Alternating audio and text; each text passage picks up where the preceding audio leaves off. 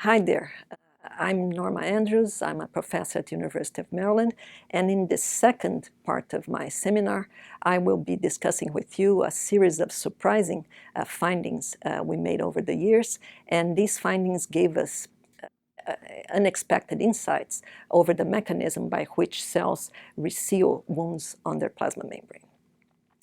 As I mentioned in my first talk, a major breakthrough in the field of plasma membrane repair came from these early studies of Harburn and Chambers, who demonstrated that the presence of calcium in the extracellular medium was essential for membrane resealing. And what they suggested at the time was that this process might occur through aggregation of proteins that might form a clot-like structure, like in blood clotting, and that this would be responsible for preventing loss of the intracellular components.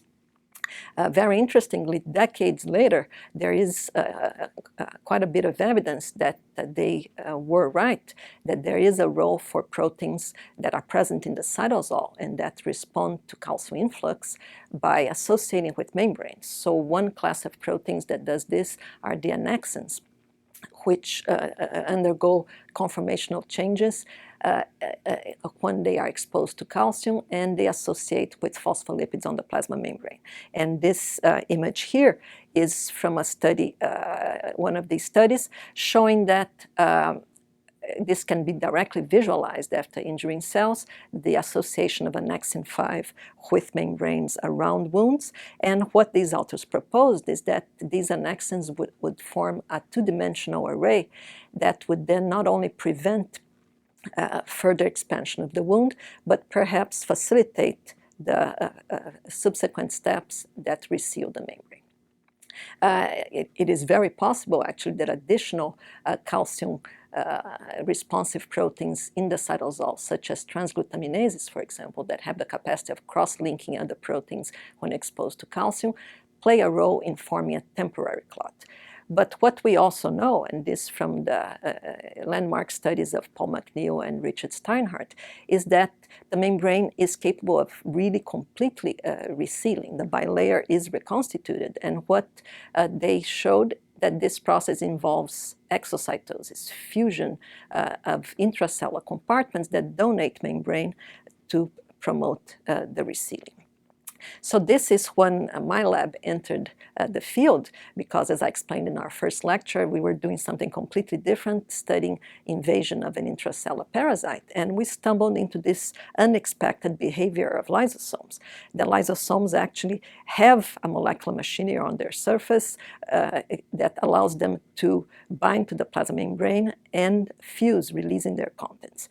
And using these molecules that we found on the surface of lysosomes, we could manipulate the process and really determine that lysosomes were very good candidates for the vesicles initially identified as important for exocytosis and plasma membrane repair. One molecule that was extremely useful for us in these studies was synaptotagmin 7, which is a member of a family of calcium sensors that are anchored on membranes, and they are not part of the snare complex that promotes membrane resealing, but they have been shown extensively by several labs that they confer calcium sensitivity to membrane fusion reactions.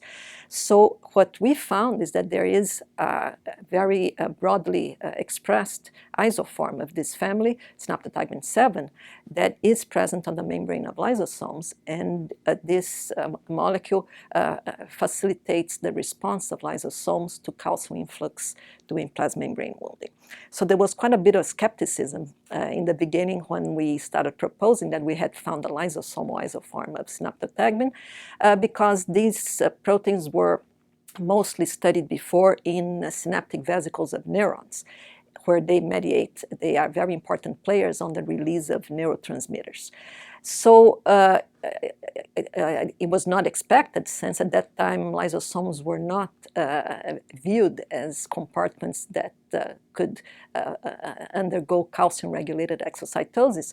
So what you do in these cases, this is very common in science, you just have to persist and you have to think of independent ways to demonstrate something that you think is going on. So for us, one of the ways in which we could settle this issue of lysosomal isoform of synaptotagmin was by figuring out how synaptotagmin 7 is targeted to lysosomes. So when this protein is synthesized in the endoplasmic reticulum and then travels through the Golgi, it was not clear how we could reach lysosomes because the cytosolic domain that contains these calcium sensing domains doesn't have a classical targeting motif that can take proteins to lysosomes.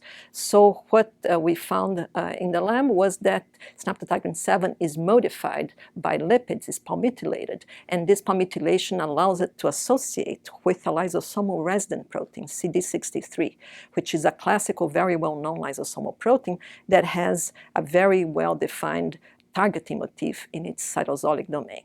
So basically, synaptotagmin 7 catches a ride with CD63 to get to lysosomes. And as you can see in this experiment here, when we just tag these different proteins with different colors, we can see that in blue, CD63, in green, synaptotagmin 7, and in red, LAMP1, which is an independent marker for lysosomes that does not associate with synaptotagmin 7. And you can see that in this overlay image, that we can see a very good co-localization between these three proteins, really indicating Syt VII on lysosomes. We just have to mutate one amino acid on the cytoplasmic tail on this targeting motif of CD63 to completely change this picture. And you see here that this mutation is changing the distribution of CD63 from lysosomes to the plasma membrane, and that exactly the same happens with synaptotagmin 7, with this mutation that was done on CD63. And this manipulation did not alter at all the lysosomal localization of LAMP1, really demonstrating that this is the process by which this isoform of synaptotagmin gets targeted to lysosomes and then functions there as a calcium sensor. And this was really important for us because at this time we already had quite a bit of data indicating that synaptotagmin 7 depletion in cells or in animals interferes with plasma membrane repair. And what is shown here is knockout mice deficient in synaptotagmin 7 and a cross-section of their skeletal muscle, again, as in the other examples that I showed you before of other proteins involved in plasma membrane repair. There is an inflammatory infiltrate that develops over time in these mice, really consistent with other evidence we have of consequences of defective plasma membrane repair. We can see by electron microscopy in these fibers that some of the muscle fibers of these mice are completely infiltrated by macrophages, and we have also additional inflammatory cells that really characterize this response in these mice as an inflammatory myositis. So what was really interesting about this is that we were studying synaptotagmins that have these two independently folding C2 domains on their cytosolic domain.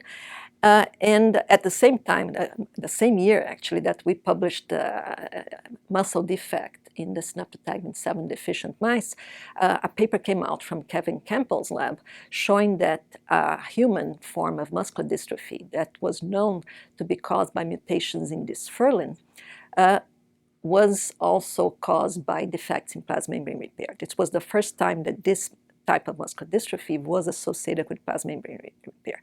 And what's very interesting is that dysferlin is a much larger protein, and it doesn't have only two C2 calcium binding domains, but it has up to 7. And this protein is actually associated with the membrane of muscle fibers, with the sarcolemma. So with all these calcium binding domains really in direct contact with the cytosol. And this is one of several other types of indications we have that muscle cells have a specialized machinery, since dysferlin is expressed mostly in muscle cells, that this additional machinery might be necessary for cells that are exposed frequently to membrane damage. So this brings us to how is this working, right? So the first models that were proposed in this field were by Paul McNeil, who suggested, as I mentioned already, that he saw this exocytic response happening during exocytosis, and then on electron microscopy studies, he kept consistently seeing an aggregation of vesicles that was very close to the wound site. So what he proposed that calcium was doing is that by flowing through the wound, it was causing homotypic fusion of these compartments, and then this would form a large patch of membrane that would somehow be applied to the wound and reseal the membrane. Richard Steinhardt proposed a different model in which also the major player would be exocytosis of intracellular compartments, but in this case, what he proposed is that the reduction in tension of the plasma membrane, with exocytosis happening in the vicinity of the site where calcium flows into the cells, this would release tension on the membrane, and he actually could directly measure this with laser tweezers, and it would be this release in tension that would favor spontaneous resealing. So what got really interesting was later on, when papers started coming out, that cells can also repair a very different type of wound on their membranes in a calcium-dependent manner, which is what is shown here with this bacterial, very well-studied bacterial toxin, streptolysin O, that this is the structure of this protein. Monomers of this toxin bind to cholesterol on plasma membranes, then oligomerize, and this complex then suffers a vertical collapse in which a stable protein-lined pore is formed on the membrane. So this is a very stable pore, and it would be very hard to imagine how this kind of membrane wound could be repaired by a membrane patch coming from the inside or by just releasing tension in the membrane. So we started working with these toxins in the lab, and what this video here is showing is that we have a calcium-sensitive dye loaded into the cells, and we really can directly visualize how transient is the influx of calcium, that instead of keeping the intracellular calcium concentration high, which is when the fluorescence gets brighter, the cells could rapidly control this process. And we showed this in many different ways, and this really showed us that something else was going on, that there was a mechanism to remove pores from the membrane.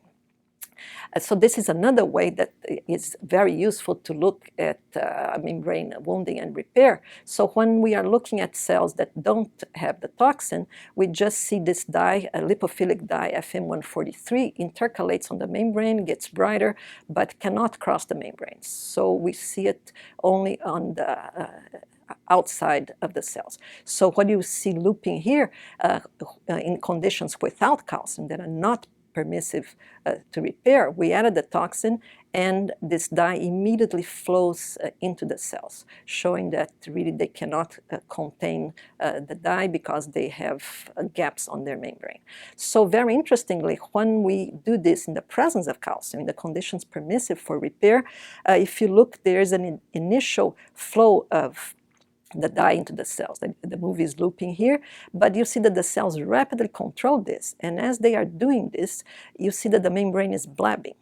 And this observation of blabbing on the membrane of cells that are undergoing wounding and repair is actually a common observation that has been seen in many systems, and this has influenced a lot the thinking of investigators, because it's quite tempting when you see extensive blabbing of the membrane, if you're dealing with a pore-forming toxin, to conclude, well, this is the answer, that the cells are shedding these pores by blabbing. But if you pay attention to what this movie here is showing, is that this blabbing is very transient. And we looked very carefully into this, and we found no evidence that these blabs are shed. They are extended, and then they retract, and we believe this is happening because the cortical cytoskeleton that is temporarily disrupted by the calcium influx, when it's restored, the blab retracts. And we did experiments to really directly demonstrate this point. What is shown here is that we treated the cells with cytokinesin D, which is a drug that disrupts the actin cytoskeleton. So again, when we add the toxin and in calcium-free conditions, the dye flows in, indicating that they can't repair. But very interestingly, you see here that the cytokinesin D disruption of the actin cytoskeleton completely abolished the blabbing. but these cells were very capable of blocking the influx of the dye. They actually do it better than cells with an intact cytoskeleton. This and other experiments persuaded us that we don't believe, at least in the conditions that we have worked, that blabbing is a major factor in the repair of pore-forming toxins. So what we learned, which was also very informative, so this is measuring the fluorescence intensity inside these cells in these experiments of intracellular flow of FM143, that cells reseal, so they block entry of the dye that is seen here in cells in the absence of calcium or cells depleted in ATP. This control of the calcium influx happens within 30 seconds. And this for us was very interesting because at that point we didn't know, well, do cells have different mechanisms to repair different types of wounds? Maybe the pores, these stable pores, are dealt with in a different way. But it is a big coincidence that the cells reseal within the same kinetics that was described before for mechanical wounds by several different labs. So it's also a fast repair within around 30 seconds. So this is when the big surprise came. We were not expecting this at all, but after we had ruled out the blabbing out of the pores, we started noticing that when we did these experiments with the membrane impermeant dyes, instead of adding it after the injury event, we left the dye since the beginning of the experiment. We saw what we expected, that you see this massive influx of the dye into the cytoplasm if you don't have calcium to promote the resealing. But when you have the cells in the presence of calcium that resealed, we noticed that there was accumulation of this dye that had been added extracellularly in small vesicles inside the cell. So the dye did not enter the cytosol, but appeared inside these small vesicles. So in this experiment here, done with the help of Derek Tumery at Yale, we used a fluorescent marker for the plasma membrane and then analyzed the fluorescence intensities, what we call chemographs, along these white lines just underneath the plasma membrane. And you can see that in cells not exposed to the toxin, in this short period of time of just 180 seconds, there's no significant endocytosis. We don't see signs of plasma membrane moving into the cell. But after adding the toxin, which was added at this red dotted line here, we saw a massive appearance of intracellular vesicles, membrane from the plasma membrane being carried in to the cell. And this started to happen as soon as 12 seconds after the cells were injured. So this is really what put us on the track of really it was quite surprising that nobody had seen this before, because when we looked at these cells a few minutes after they had been exposed to the toxins, the cells look like Swiss cheese. They are full of these vesicles. They have really this very irregular morphology. I have here a classical clathrin-coated endosome just for comparison, and we saw that these vesicles did not have a clathrin coat, but they contain markers, which is what these arrows here are pointing to, that BSA albumin coupled to gold particles that we could see on electron microscopy. So the presence of these particles inside these vesicles told us that they originated by endocytosis. They were not pre-existing vesicles. And this really was an important realization because it helps us understand and interpret other experiments. And this can be quantified on electron microscopy, and you can see here that if we chelate calcium with a calcium chelator in these cultures, there's a big inhibition of the number of these vesicles formed by endocytosis. So this is the point that I was making before, that studies, the model proposed by Paul McNeil was really in a big way guided by the observation of large compartments close to the wounds in cells, and also the fact that these compartments became gradually larger. And this is what was proposed as the patch that would be applied to the membrane. But just by adding an endocytic tracer on the outside and doing very similar experiments and wounding these cells, we saw that these vesicles that form close to the wound site, we believe they are endocytic. So they are moving in by pinching off from the plasma membrane, and they carry extracellular markers with them. And these compartments really get large, and we studied this over time. So you can see here that starting really soon after adding the toxin to the cells and then fixing and examining these cells by electron microscopy at different periods of time, we saw that initially small vesicles are formed inside the cells and they gradually merge with each other. We can see these figures that are very suggestive of homotypic fusion, and then they join these structures that are quite well known with the morphology of late endosomes that have these internal vesicles. They are called multivesicular bodies, which then mature into lysosomes. So we could show in a series of biochemical experiments that the toxin, because we could follow the toxin that left the plasma membrane and moved all the way into lysosomes, and we could show that this toxin was degraded inside lysosomes. So what is the link with lysosomal exocytosis, right? I spend a lot of time telling you that there's a direct correlation between the ability of cells to fuse lysosomes with the plasma membrane and their ability to reseal the membrane.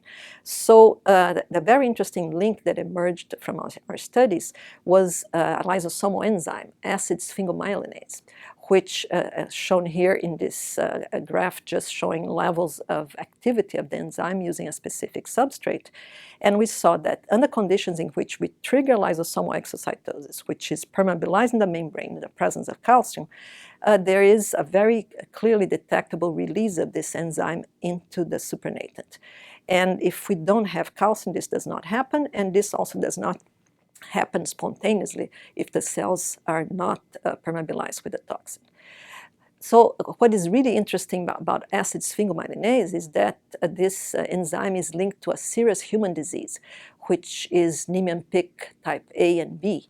So this is an autosomal recessive disease that in the type A of the disease, as you can see here again in this activity plot of cells isolated from these patients, that the enzyme levels that are normally seen in normal human controls are almost absent in these patients. And this causes a very severe neurological disease, and these patients don't live long, they die before 2 years of age. So we are now investigating this with a mouse model. We are excited with the possibility that there is also more to be learned about Niemann-Pick Type A disease relative to plasma membrane repair. Because since these patients really have such a short life, there's not many studies done with their tissues. But there is also a mild form of the disease, which is Niemann-Pick Type B, in which there are varied levels of expression of this enzyme. And the pathology that appears in these patients is extremely variable. So it could eventually be very useful to understand and to help these patients with the milder form of the disease if we find out if there are also defects in plasma membrane repair. So we think, at least in isolated cells in culture, that this is the case, because what is indicated here is a different type of membrane impermeant dye. We again wounded cells with a pore-forming toxin in the absence of calcium. We see that the dye enters most of the cells, and we see the nuclei stained with this dye. But when we have calcium, the cells effectively stop this dye influx. In cells from the patients, we have a much less efficient ability to block influx of propylium iodide, really indicating a defect that we can measure using an instrument called a flow cytometer, in which if we run cells that are not permeabilized, that were exposed to this dye, you see that most of the cells are in the low fluorescence end of the spectrum. But by adding the toxin in the absence of calcium, we can see that both cell types, from normal human controls or from the Niemann-Pick patients, they are equally injured, and most of the cells move to the high fluorescent end. And this graph here in the presence of calcium really illustrates how the cells from these patients are less effective repairing these pore wounds, because more cells, actually a difference between 62% of the cells repairing in controls under these conditions to just 30% in these patients. We could also do experiments in the lab using RNAi mediated silencing to really reduce the levels of these enzymes in HeLa cells. And what you can see looping here is, again, without calcium, you see the FM143 dye flowing into the cells in response to the pore-forming toxin. The cells can control this very well, which is what is indicated in this panel here, that you don't see fluorescence. But when we reduce expression levels of this enzyme, we see that the defect appears. Some of these cells are really not able to stop the dye from flowing in, and remarkably, just by adding acid sphingomyelinase to the supernatant outside of these cells, we can really repair this defect. So this really indicated for us something very exciting, that this enzyme is working on the outside of cells to remodel the plasma membrane and promote this process of repair. So around this time, we were very happy to see this completely independent study coming out of Don Higelman's lab, in which, using completely different techniques, electrophysiology, and measuring membrane capacitance, he detected what he called massive calcium-activated endocytosis. And he showed that this form of endocytosis followed exocytosis. And this endocytosis, interestingly, could be triggered by elevation in intracellular calcium, like we see, or by adding to the cells extracellular sphingomyelinase. Also very similar to the results that we see with acid sphingomyelinase from lysosomes. So how would this be working? You have, there's several studies emerging recently in which we are understanding really much better how sphingomyelinase works on membranes. And the substrate of sphingomyelinase is this very abundant lipid on the outer leaflet of the plasma membrane of cells, sphingomyelin. And when the head group of sphingomyelin is cleaved, it generates ceramide, which is a lipid known to coalesce and to form these microdomains that have the tendency to invaginate in cells. You can see this directly in this experiment shown here that was done with giant liposomes that contain sphingomyelin, and just by adding with a micropipette sphingomyelinase at this spot on this giant liposome, you can see the formation of an invagination that is being formed by the accumulation of ceramide on this membrane. So this really brings us to something quite interesting, and we think this is really going to help us understand many different aspects of membrane biology, is that it has been known for quite some time, and there's a lot of interest in this, that there are microdomains on the plasma membrane that are called lipid rafts that are enriched in sphingolipids and cholesterol. And these microdomains segregate from other lipids, and they have specific functions that are still being investigated. And there is a very interesting structure, caveola, which involves these lipid raft domains, and they form these very defined morphological structures with the help of coat proteins called caveolins and additional proteins called cavins that stabilize these domains in an invaginated form on the membrane. And there has been a lot of discussion whether these are stable structures on the membrane, if their function is to flatten out and release membrane tension, or if they also function as endocytic vesicles.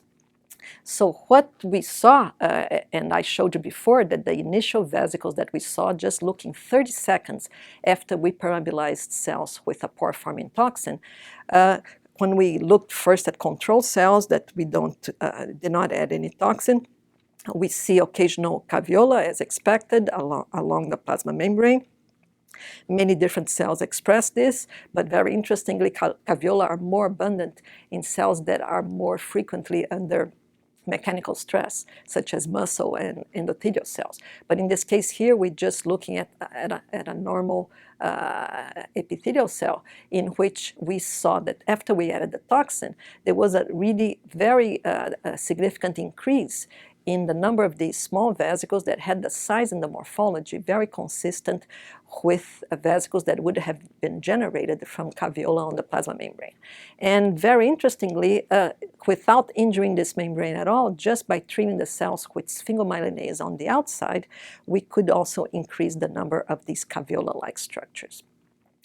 We could show, using several important controls in which we can distinguish what is inside the cells from what is outside, we could show that labeled toxin colocalizes inside cells in compartments that have the marker for caveola, CAV1.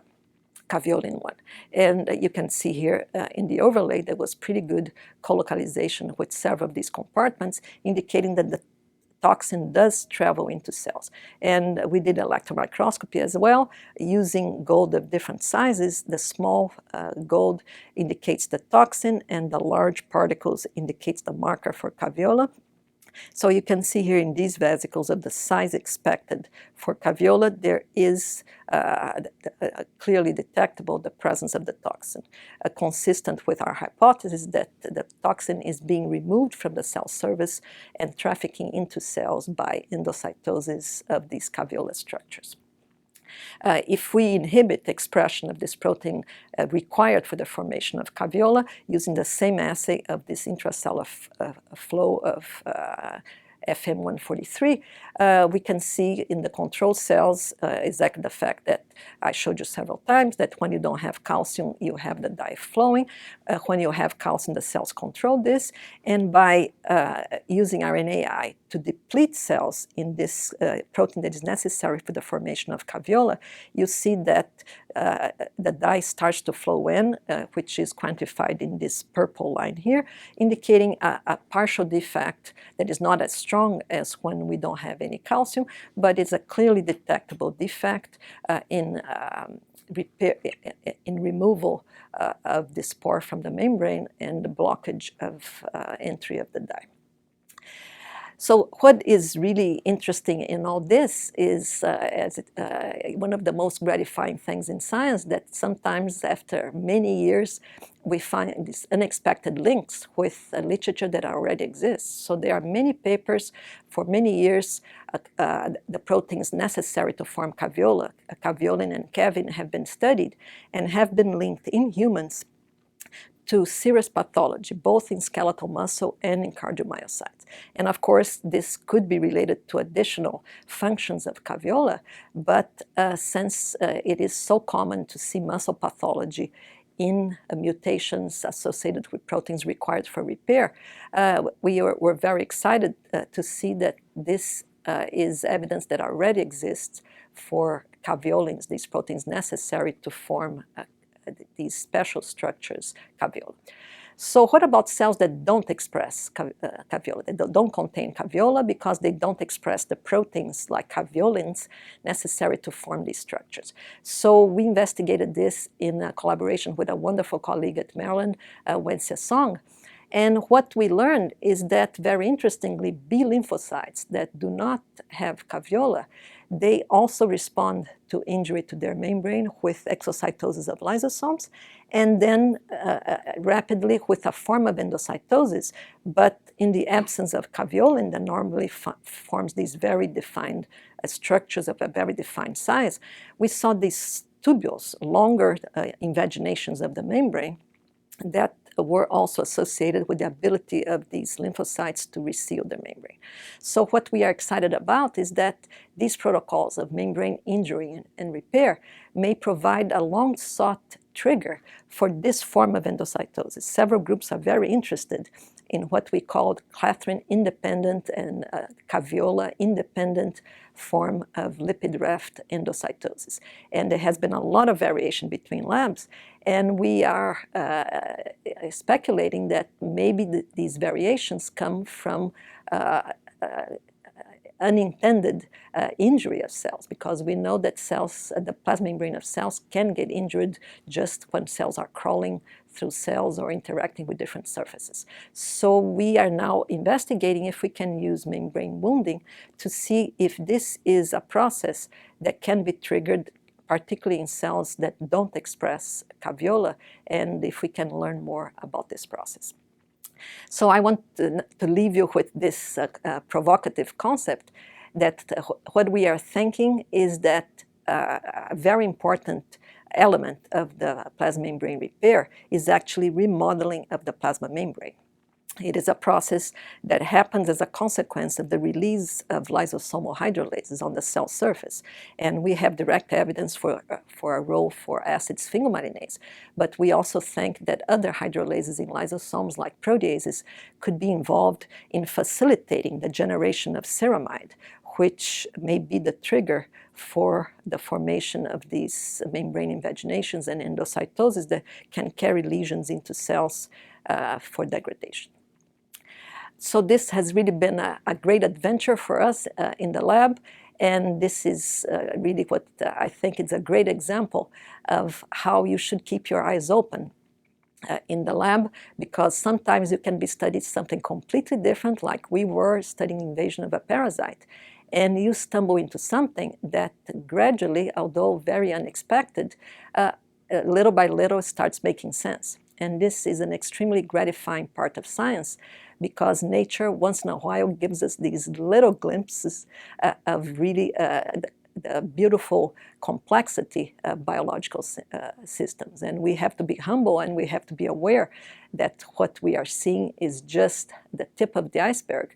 But in many cases, following this process can really be very useful in several important interventions, including disease. So I'll end here by acknowledging wonderful people, again, that present and past members of my lab, and also collaborators that I mentioned their work in this part of my talk. Thank you.